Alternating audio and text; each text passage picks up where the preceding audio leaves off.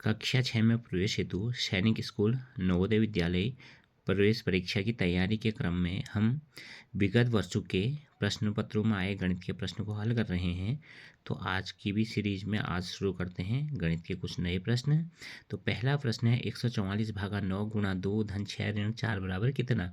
तो इस प्रश्न को हल करने के लिए हमें पता होना चाहिए, समीकरणों को हल करने के लिए सबसे पहले जहाँ पर हमें का लिखा होता है तो का को गुणा में बदल कर हल करते हैं, उसके बाद भाग को हल करते हैं, उसके बाद गुणा को हल करते हैं, गुणा के बाद जोड़ और सबसे लास्ट में घटाना। तो इस प्रश्न में हमें 144 भागा 9 अर्थात का नहीं है, तो सबसे पहले 9 से 144 को भाग देते हैं। आइए प्रश्न को करते हैं हल।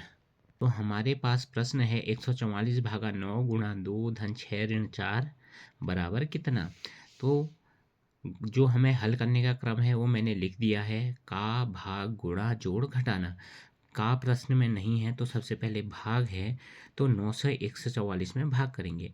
तो 9 से जब 144 में भाग करेंगे तो 9 से 14 में भाग देंगे, 9 एकम 9 बचेगा 5, उसके पीछे 4 लिखेंगे तो 54 हो जाएगा। तो 9 छक्का 54, यानी कि 9 से 144 में भाग देंगे तो हमें प्राप्त होगा 16।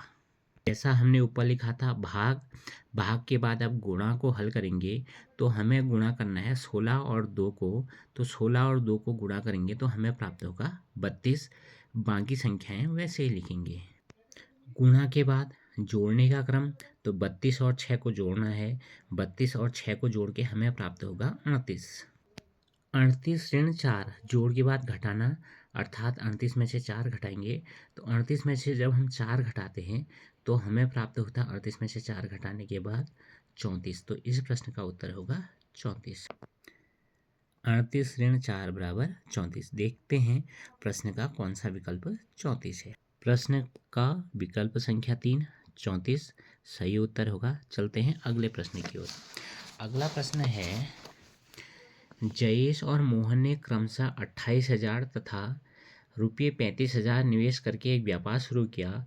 वर्ष के अंत में मोहन को लाभ में अपने हिस्से के रूप में 6,250 मिले, रुपये 6,250 मिले। तो व्यापार में कुल लाभ कितना हुआ।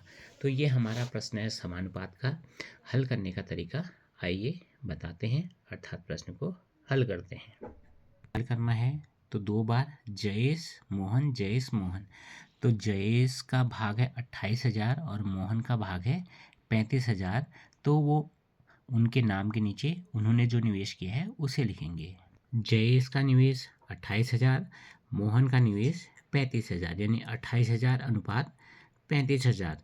जिस अनुपात में उन्होंने निवेश किया है उसी अनुपात में उन्हें जो लाभ होगा वो हिस्से के रूप में मिलेगा। तो जयेश का लाभ हमें नहीं पता, लेकिन हमें मोहन का लाभ पता है। तो जयेश के नीचे लाभ पे हम x लिखेंगे और मोहन के नीचे जितना लाभ है उतना लिखेंगे। जयेश ने निवेश किया 28,000, मोहन ने किया 35,000। जयेश को जो लाभ हुआ वो हमें नहीं पता, लेकिन जो मोहन को लाभ हुआ वो है 6,250। तो समानुपात के प्रश्न हल करने के लिए सूत्र होता है बाह्य पदों का गुणनफल बराबर अंतिम मध्य पदों का गुणनफल। दोबारा दोहरा रहा हूँ, बाह्य पदों का गुणनफल बराबर मध्य पदों का गुणनफल। तो आइए हल करते हैं।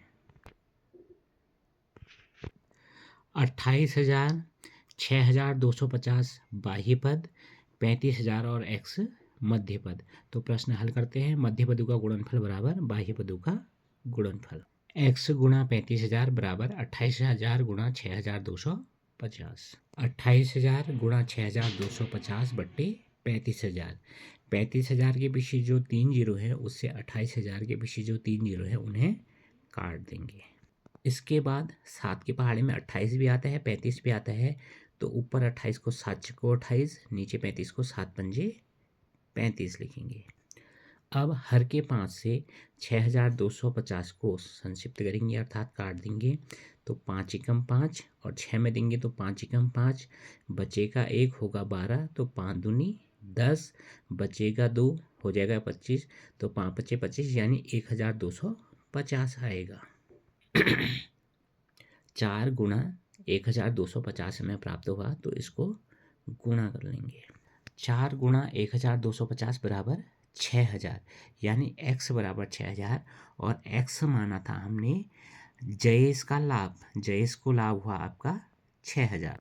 मोहन का लाभ 6250 प्रश्न में दिया है। जयेश का लाभ हम प्राप्त करते, जयेश का लाभ 6000, तो कुल लाभ, दोनों का कुल लाभ, तो कुल के लिए जोड़ते हैं तो दोनों को जोड़ देंगे। कुल लाभ जोड़ने पर हमें प्राप्त हुआ 12250। 12250 कुल लाभ हुआ। तो देखते हैं प्रश्न में विकल्प 12250 है या नहीं, और है तो कौन सा विकल्प है। 12250 विकल्प संख्या 4, अर्थात प्रश्न का उत्तर होगा 12250 और विकल्प संख्या 4 बिल्कुल सही होगा। मिलते हैं अगली वीडियो में, तब तक के लिए नमस्कार। वीडियो आपके काम की है, आपको अच्छी लगी तो लाइक ज़रूर कीजिएगा। धन्यवाद।